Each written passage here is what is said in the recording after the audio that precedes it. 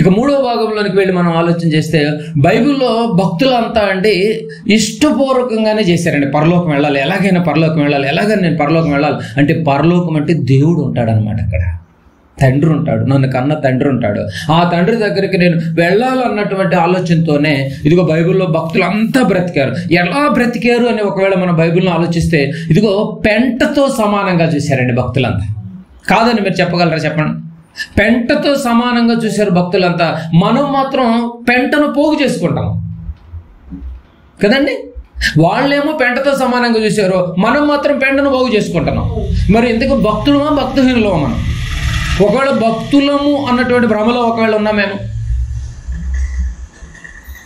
ఏవేవి లాభకరములో ఆ లాభకరములన్నిటిని మేము సమస్తమును పెంటతో నేను సమానంగా చూశాను. అంటే పరలోకం జొరబడాలి అంటే రిస్క్ తీసుకోవాలి ఈ లోకంలో. అంటే నువ్వు ఏది చేసినా ఏది చేసినా దేవుని పనులు హృదయపూర్వకంగా హార్ట్ఫుల్గా చేయాలి. అప్పుడే నీకు వచ్చింది పరలోకం.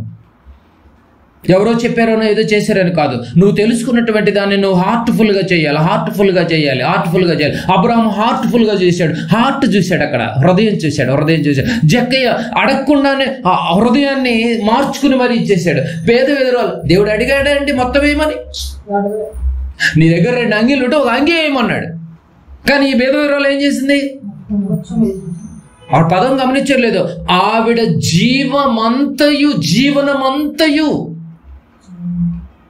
పిలిచాడు, శిష్యుల్ని పిలిచాడు. ఒకసారి ధనవంతులు వేయటం పెద్ద విషయం కాదు నాయన. భేద విధవరాలు ఉన్నదంతా వేసిందంటే నా మీద ఎంత నమ్మకం పెట్టుకుందో తెలుసా? హృదయాన్ని చూస్తున్నాడు అనమాట. జక్కయ్య హృదయాన్ని చూశాడు, భేద విధవరాలు హృదయాన్ని చూశాడు, ఇదిగో అబ్రహాం గారు హృదయాన్ని చూశాడు, అత్తరుతో కడిగినటువంటి తుడిచినటువంటి పాదాలు తుడిచినటువంటి ఇదిగో స్త్రీని హృదయాన్ని చూశాడు. ఈరోజు మనం కూడా దేవుని పనిలో హృదయపూర్వకంగా చేయాలన్నమాట. హార్ట్ఫుల్గా చేయాలన్నమాట. దేవుడికి దగ్గర అయ్యేటట్టుగా మనం చేయాలని ఒకటి అర్థమవుతుంది. భక్తులందరూ అలాగే చేశారు. ఇగో సమస్తమును మేము పెంటగా సమానంగా చూశాడు అని అంటున్నారు. చూడండి, ఆయన పనులు ఎంత ఎక్కువగా చేస్తే అంత నీవే బలవంతుడు. ఇప్పుడు ఎందుకంటే బలవంతులు జొరబడుతున్నారు కదా. బలవంతులు ఎలా అయ్యారు?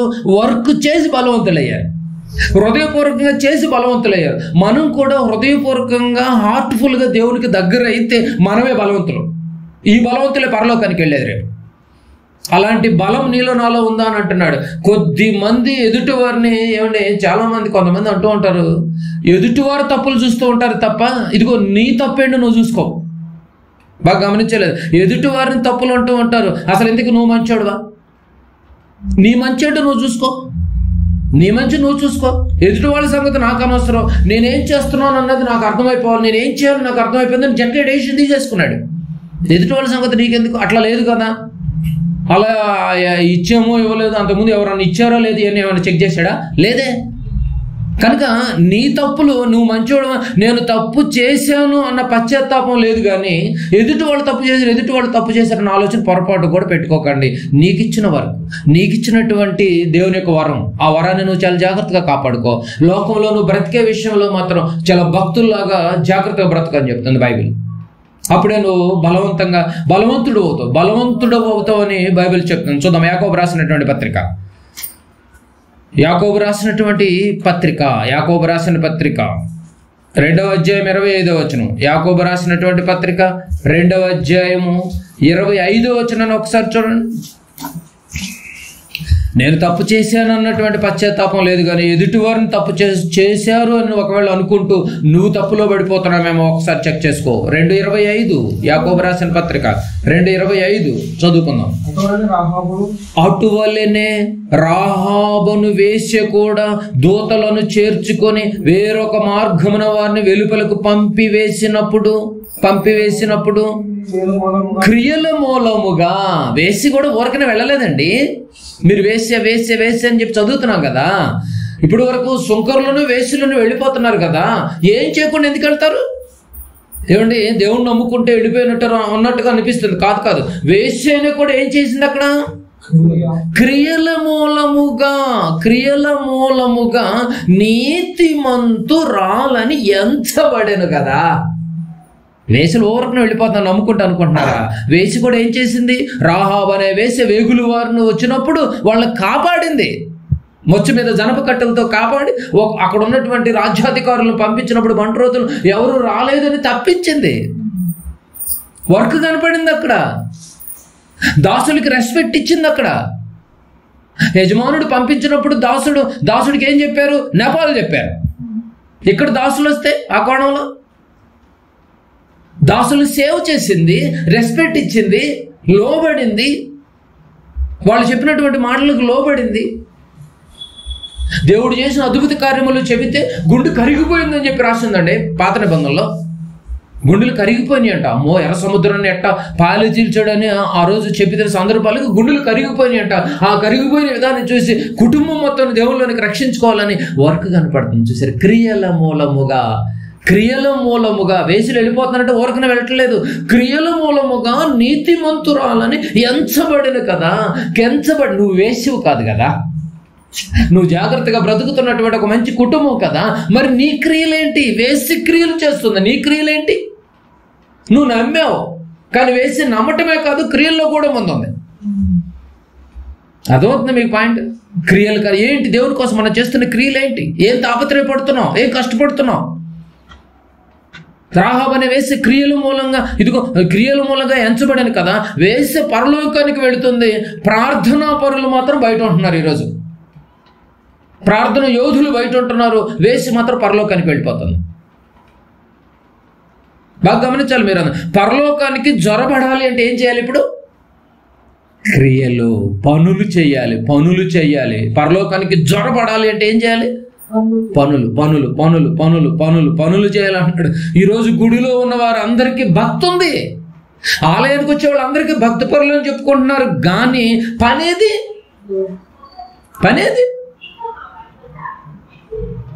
మరి వేసి పని చేసింది. మన ఇప్పటి వరకు ఉన్నటువంటి ఎగ్జాంపుల్ అందరూ పని చేస్తే మరి పరలోకానికి అర్హత సంపాదించుకుంటున్నారు. జ్వరబడే ప్రయత్నం చేస్తున్నారు. నమ్మితే సరిపోదు. భక్తులందరూ పనిలోనే ఉన్నారు. పెంటతో సమానంగా చూశారు, పనిలోనే ఉన్నారు, క్రియల్లో ఫస్ట్ ఉన్నారు. యాకోబు రాసిన పత్రిక 2లోనే 19వ వచనం కూడా చూడండి. 2:19, 2వ అధ్యాయము 19వ వచనం. అలాగూ నమ్ముట మంచిదే నాయనా. నువ్వు మందిరానికి వెళుతున్నావు, ఆలయానికి వెళుతున్నావు, నమ్మావు కాదంట్లా, మంచిదే నాయనా. దేవుడు నమ్మావు, మంచి కార్యక్రమం చేసే మంచిదే. అయితే నీకు ఒక విషయం తెలియాలి, దయ్యములను నమ్ముతున్నవి కదా. దయ్యాలు కూడా నమ్మి వణుకుతున్నాయి నాయన.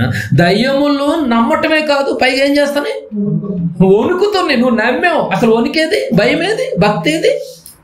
ఆదివారం ఆరాధనకు వెళ్ళాలన్నటువంటి టెన్షన్ ఏది? అయ్యో నిన్న ఆదివారమా అండి, అయ్యో నాకు అసలు తెలియలేదండి. ఉందా నీకు భయము?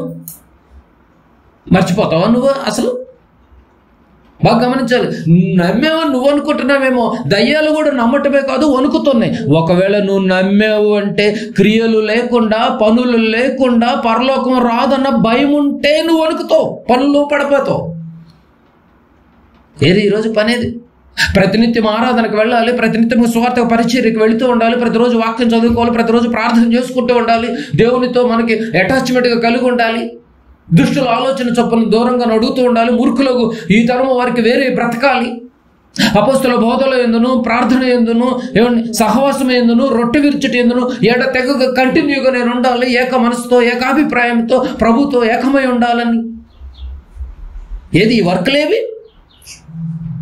దయ్యాలు కూడా గజగజ వణుకుతున్నాయంట.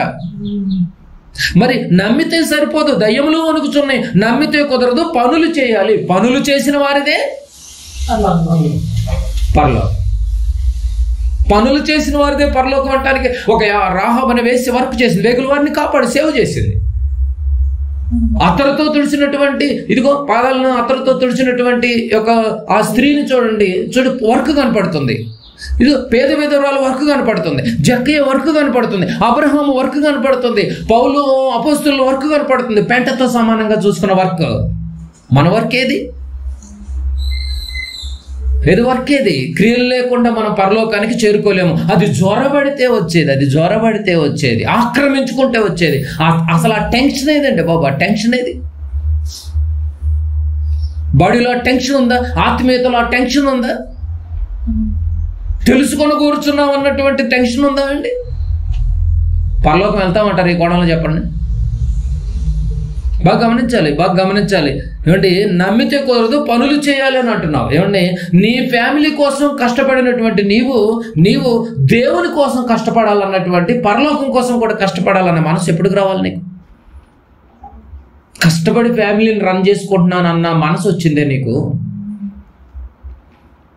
నీ ఒక ఆత్మ, నీ ఒక భార్య ఒక ఆత్మ, నీ పిల్లలు ఒక ఆత్మలు, ఈ ఆత్మలు అందరూ పరలోకానికి చేరుకోవాలన్నటువంటి ఆలోచన నువ్వు తెలుసుకొని కూర్చుంటే నువ్వు కష్టపడాలి. నా కుటుంబం కూడా దేవుని పనిలో చక్కగా దేవుని కార్యక్రమాల్లో నా ఫ్యామిలీ మొత్తం కష్టపడితేనే వచ్చుద్దని నీకు అర్థమైతే దేవుని సన్నిధిలో జాగ్రత్తగా బ్రతుకుతారు ఈ రోజు నుంచి.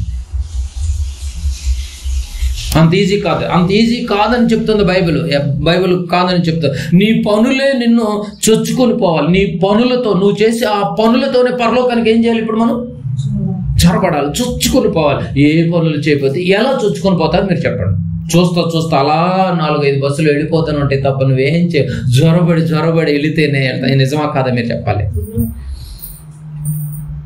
పరలోకం అనేది ఒక ఆస్తి, పరలోకం అనేది ఒక మహాపట్టణం, పరలోకం అనేది తండ్రి ఉండే ఆస్తికి నువ్వే వారసుడైన నువ్వే కదలకపోతే, నువ్వే అసలు ఆలోచన కలిగి ఉండకపోతే, నువ్వే పనులు చేయకపోతే, నువ్వే ఆస్తికి వారసుడు నీకు అర్థమయ్యి ఆక్రమించుకునేటటువంటి మనసు రాకపోతే, నిన్న మొన్న వచ్చినటువంటి ఇదిగో ఒక వేసే జీవితపు లోకపు పాపపు కోపంలో ఉన్నటువంటి వాళ్ళు పరలోకాన్ని అర్హత సంపాదిస్తుంటే, దయ్యాలు ఒక పక్క వణుకుతుంటే, ఇది మనం ఊరికి ముందు నమ్ముకున్నటువంటి ఇదేనా భక్తి జీవితం?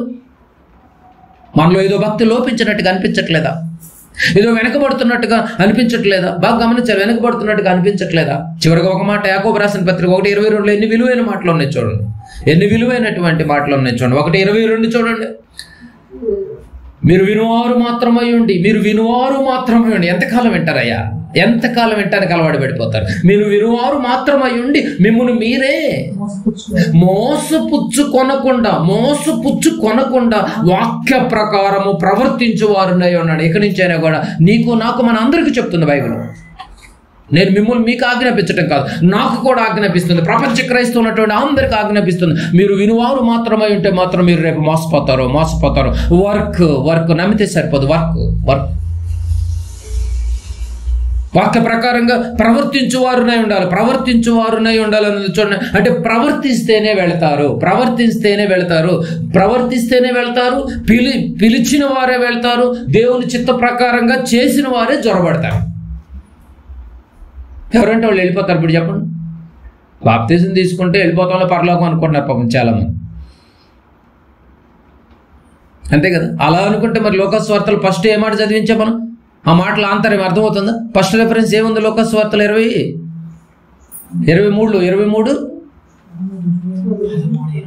13-24 ఏ రిఫరెన్స్ ఉంది? 13-24 ఏముంది? ఒకవేళ బాప్తిజం తీసుకుంటే పరలోకం వెళ్ళిపోతారంటే 13-24 ఏముంది? చదవండి. ఇరుకు ద్వారమున ప్రవేశింప పోరాడు చెబుతుంది యేసు ప్రభుల వారు.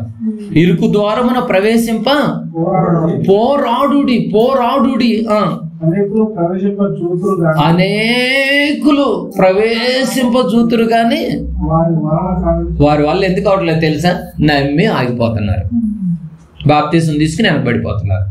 వర్క్ ఏం చేయట్లేదు, దేవుడి పనిలో దేవుని గురించిన టెన్షన్ ఏమి తీసుకోవట్లేదు, రిస్క్ అందరూ సొంత కార్యములోనే పడిపోతున్నారు కానీ యేసుక్రీస్తు కార్యములు ఎవరు చూడట్లేదు. ప్రభు ఉన్నాడని, మనల్ని బ్రతికిస్తున్నాడని, ఆయన యొక్క రక్తము, కుమారుని యొక్క రక్తము మనల్ని రక్షిస్తుందని నువ్వు ప్రతి క్షణం నువ్వు గమనిస్తే, నీ గుండె ఊపిరి ఆడే ప్రతి క్షణము నువ్వు జీవిస్తున్నావు ఆయన వల్ల, నువ్వు చలిస్తున్నావు ఆయన వల్ల నీకు అర్థమైతే నువ్వు క్రియల్లో కూడా నువ్వు ముందుంటావు. దేవుని పని ఏదంటే చెప్పండి అనేటటువంటి పరిస్థితులకు వెళ్ళిపోతావు. ఎంత గొప్ప మాటలు చూడండి. ప్రవర్తించిన వారు వెళ్తారు. బైబిల్లో భక్తులంతా అలా జ్వరబడి వెళ్ళినాడు. బైబిల్లో భక్తులందరం చూడండి అలా జ్వరబడి చొచ్చుకుని పోయినటువంటి వాళ్ళు. ఎంత రిస్క్ తీసుకురైనా కూడా చొచ్చుకుని పోయినటువంటి వాడు. పని చేసిన వాడికే పరలోకం, కారణాలు చెప్పేవాడికి, రీజన్ చెప్పేటటువంటి వాడికి పరలోక ప్రవేశం లేదు. పరలోకం అందరికి వచ్చిందంటారు చెప్పండి.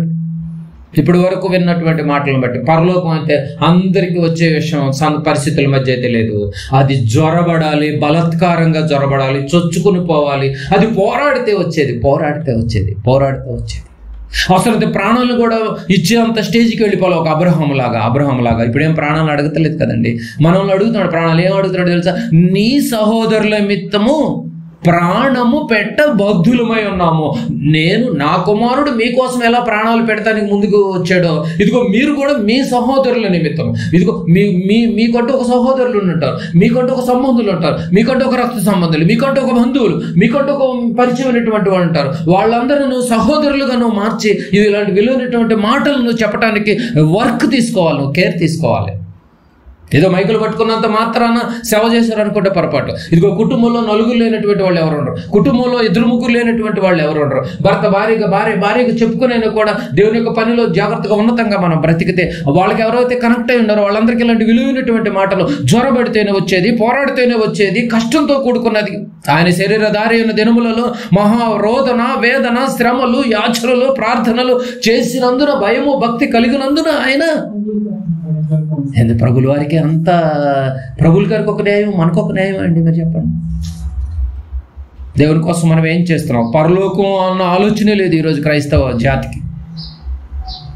ఒక్కసారి మీరు ఆలోచించండి, పరలోకం అనేది అంత ఈజీగా రాదు. అసలు పరలోకం అన్నటువంటి ఆలోచనతో నువ్వు బ్రతికితే ఒకరోజు పరలోకం గురించి పని లేదని చేయగలుగుతావు భూమి మీద. చివరికి ఒక వచనం చూద్దాం, మత్తయి సువార్త 11వ అధ్యాయం. మత్తయి సువార్త 11వ అధ్యాయం. మత్తయి సువార్త 11వ అధ్యాయము 12వ అధ్యాయము 12వ వచనాన్ని కూడా చూడండి ఒకసారి. 11వ అధ్యాయము 12వ వచనం. ఇప్పుడు మీరు చూడండి, మీకు అర్థమైపోతుంది అన్నమాట. 12వ వచనం, బాప్తిస్మమిచ్చు యోహాను దినములు మొదలుకొని ఇప్పటి వరకు పరలోక రాజ్యము బలత్కారముగా పట్టబడుచున్నది. అంటే బలత్కారంగా పట్టుకోవాలి, ఆషామాషిగా ఉంటే కాదు, బలత్కారంగా పట్టుకోవాలి. మీ పనులే మీ వేట. పరలోకానికి వేట పనులనే వేటలో మీరుండి బలత్కారంగా పట్టుకోవాలి. బలత్కారంగా పట్టబడుతున్నది. బలత్కారులు దాన్ని అందరికీ దొరకదు. ఉందా అండి? ఆఫర్ కొద్ది రోజులే, ఇదిగో అక్కడున్న స్టాక్ లిమిటెడ్గా ఉందని ఆయన త్వరగా సిద్ధపడిన అంటూ ఉంటారు. షాపింగ్ కాంప్లెక్స్లో అప్పుడప్పుడు యాడ్ వేస్తూ ఉంటారు. అమ్మ అయిపోతాను. పరలోకానికి అందరు వెళ్ళలేరంటే ఎవరు వెళ్తారంటే బలత్కారులే వెళతారు. అదిగో బలత్కారులు దాన్ని ఆక్రమించుకుందరు చూడండి కదా. అంటే ఎవరికంటే వాళ్ళు ఆక్రమించుకుంటే వచ్చేది. ఆక్రమించుకోవాలి. లోకంలో పోరంపోకులు అక్కడక్కడ ఓపెన్ ల్యాండ్లు కొన్ని ఉన్నటువంటి వాటిని కొన్ని ఆక్రమించేసుకుంటూ ఉంటారు కదా. అదిగో ఎన్ని ఆక్రమంటారు, ఈ చెరువు ఆక్రమించి కట్టుకున్నారు అంటూ ఉంటారు, చూసారండి. ఇదిగో వీటిల్లో ఎలా బ్రతకాలన్నది లోకంలో ఆక్రమించుకుని కట్టుకుని గొప్పగా బతకాలని చెప్పేసి నలుగురు నోరేసుకుని మీద పడిపోయారు. కానీ పరలోకం ఒకటి ఉందని, రేపు ఇక్కడ మరణం అనే పేరిట శరీరం ఆత్మ విడిపోతాయి అని, రేపు ఆత్మ నరకానికి వెళుతుందని నీకు అర్థమైతే ఇదిగో పరలోకం వెళ్ళటానికి ఇదిగో ఆక్రమించుకునే పరిస్థితిలో ఉండు. అది ఆక్రమించుకుంటూ వచ్చేది. ఎలాంటి సమస్యలు వచ్చినా నువ్వు చేయగలగాలి. పరీక్షిస్తూనే ఉంటాడు దేవుడు. ఎలాంటి సమస్యలు వచ్చినా నువ్వు చేయగలవా? అబ్రహాము లాగా చేయగలవా? జక్కేలాగా చేయగలవా? రాహాబు అనే వేశ్యలాగా నువ్వు ఎలాంటి సమస్యలు వచ్చినా నువ్వు నిలబడగలవా? అవసరమైతే ఆ రోజు తెలిస్తే ఆవిడ ప్రాణాలు పోయాయి. వాళ్ళని దాచినందుకు ప్రాణాలు పోయేవి కదండి. మరి రిస్క్ అంటే ఏదో అనుకుంటున్నారు మీరు. నన్ను రక్షించేటటువంటి ఆయన, అదిగో ఆ ఎర్ర సముద్రాన్ని దాటించినటువంటి ఆ యెహోవా దేవుడే రక్షించగలరు నా కుటుంబాన్ని, ఇంకెవరు రక్షించలేడు. చదివారు మీరు, అతనిని నమ్మినట్టు వాక్యాన్ని నమ్మారండి బాగా. మనం కొన్ని సంవత్సరాల నుంచి నమ్ముతూనే ఉన్నాం, క్షణం లేకుండా బ్రతుకుతున్నామేమో. ఒకసారి పని చేసిన వాడే బలవంతుడు. ఎందుకంటే బలత్కారులు కదా జ్వరపడేది. పని చేసిన వాడే బలవంతుడు, పని చేయని వాడు బలహీనుడు. బలహీనులకు పరలోకం వచ్చుదా? రాదు. బలవంతులకే పరలోకం వచ్చుద్ది. బలం రావాలంటే నువ్వు పని చేయాలి. అది బాల్యం నుండే నువ్వు నేర్చుకోగలిగితే యవనంలో ఆయన కాడి మోయగలిగేవాడివి. బాల్యం పోగొట్టాం, యవనం పోగొట్టాం, నడివయసు కూడా పోగొడుతున్నాం, వృద్ధాప్యం కూడా పోగొడుతాం. ఇంకేంటి మనం చావుకు సిద్ధమవుతున్నాం. కానీ బాగా గమనించాలి. పాపం చేసిన వాడు ముందుకు వెళ్ళిపోతున్నాడు. పాపం చేసినటువంటి వాడు లేటుగా నమ్ముకునే ముందుకు వెళ్ళిపోతున్నాడు. పాపాన్ని కడిగి వేసుకున్నాం ఊరుకు ముందు కొన్ని సంవత్సరాల క్రితం బాప్తిసం పేరట. కానీ మనం మాత్రం వెనకబడిపోతున్నామేమో జాగ్రత్త. పని చేసి దూరిపోవాలి, పని చేసి దూరిపోవాలి. తెలుసుకొని కూర్చున్నావా? ఒక్కసారి మీరు ఆలోచించండి. పరలోకం అనేది పని చేస్తేనే వచ్చుద్ది, జ్వరబడితేనే వచ్చుద్ది, బలత్కారులకే వచ్చుద్ది, ఆక్రమించుకుంటేనే వచ్చుద్ది, కష్టపడితేనే వచ్చుద్ది, శ్రమ పడితేనే వచ్చుద్ది, కన్నీళ్లు కాడిస్తేనే వచ్చుద్ది, వేదన చెందితేనే వచ్చుద్ది, సహోదరుల కోసం ప్రాణం పెడితేనే వచ్చుద్ది. చాలా మంది ట్రై చేశారంట కానీ వాళ్ళ కాలేదంట. ఆ ప్రయత్నంలో ఈరోజు నువ్వు నేను కూడా ఉన్నాం. ఒక చీమ గోడెక్కటానికి ఎన్నోసార్లు ప్రయత్నం చేస్తుంది, కానీ ప్రయత్నం ఆపదు, పడిపోతుంది. అయినా వెళ్తుంది. కానీ ఒకరోజు ఆ చీమ మీరు చూస్తూనే ఉండండి, అది ఒకరోజు సక్సెస్ అయ్యి అలా నడుచుకుంటూ వెళ్ళిపోతుంది. ఈరోజు శ్రమలు మేము ఏమన్నా ముమ్మరంగా ఏమైనా ఉండొచ్చేమో, కానీ ఈరోజు శ్రమలన్నీ ఒకరోజు దూరం అయిపోతాయి. దేవుళ్ళు నువ్వు బలంగా నిలబడు. ఎప్పటి వరకు చూస్తాడంటే నీ శ్రమలు, ఇదిగో కత్తి ఎత్తి చంపేంత వరకు చూశాడు కదండి అబ్రహాం కుమారుణ్ణి. అంటే నీ శ్రమలు ఎప్పటి వరకు వస్తాయి తెలుసా? ఇక వేరే ఆప్షన్ లేదు, ఇక నా బతుకు అయిపోయింది అన్నంత వరకు కూడా నీ శ్రమను అసలు పట్టించుకోడు. అలాంటి టైంలోనే దూరం అయిపోయేది. నేను దేవుణ్ణి నమ్ముకుని కూడా నాకు ఏం న్యాయం జరిగింది, ఇక లాభం లేదు, ఇక వదిలేస్తే బెటర్ అనుకున్నావా? ఆ శ్రమలో అయిపోయినట్టు ఇక నీ బతుకు నరకానికే. దేవుడు టెస్టింగ్ చెప్తున్నాడు ఇక్కడ. ఎప్పటి వరకు పరీక్షిస్తాడంట? నీ శ్రమను ఎప్పటి వరకు పరీక్షిస్తాడు? నువ్వు నిలబడతా అంటే నీ చావు వరకు టెస్ట్ చేస్తాడు. నువ్వు ఓపిక పట్టాలి. ఏమాత్రం ఓపికని నశించిపోయావా? క్రియల ద్వారా ఆ ఓపిక అనేది క్రియ కనుక క్రియల్లో ఉండండి. బలత్కారులకే జ్వరబడే అవకాశం ఉంది పరలో. యేసు ప్రభు 33.5 సంవత్సరాలు ఈ లోకానికి వచ్చి ఎంత వేదన చెందాడు. నీవు నాకు ఇచ్చినటువంటి ఈ పని భూమి మీద నేను సంపూర్ణంగా చేశానన్న పదం ఈజీగానే ఉందండి చదువుకోవటానికి. సంపూర్ణంగా చేశానని ఈజీగానే ఉంది, కానీ ఆ సంపూర్ణ వెనకాల ఎంత కష్టపడ్డాడో మనందరికీ తెలియదేం కాదు, క్రైస్తవులకి తెలియదేం కాదు. ఆలోచించండి, మంచి నిర్ణయం తీసుకోండి. పరలోకం జ్వరబడటం అంటే ఎట్లా? పరలోకానికి జ్వరబడాలి అంటే ఎట్లా? ఇదిగో ఇలా. చాలా మంది ప్రయత్నం చేసిన వాళ్ళ కాలేదంట. ఆలోచించండి, మంచి నిర్ణయం తీసుకోండి. మన ముందున్నటువంటి భక్తులను మాదిరిగా పెట్టుకొని, వీటన్నిటికి మించి ప్రభువునే మాదిరిగా పెట్టుకొని బ్రతికే అంత ఉన్నతమైనటువంటి స్థితి మనందరికీ హృదయాల్లో జనరేట్ అవ్వాలని దేవుని యొక్క సహాయాన్ని కోరుకుంటూ ఆలోచన చేస్తూ చిన్న ప్రార్థన చేసుకుని ఈనాటి సదస్సును మనం ముగించేసుకున్నాం. దగలిగినటువంటి మా యొక్క కన్న తండ్రి, మీ పాదాలకు వందనాలు చెల్లించుకుంటున్నాం తండ్రి. ఈ యొక్క మధ్యాహ్న సమయంలో మీ విలువైనటువంటి మాటలతో మమ్మల్ని రేకెత్తింపచేసి తండ్రి మీకు దగ్గర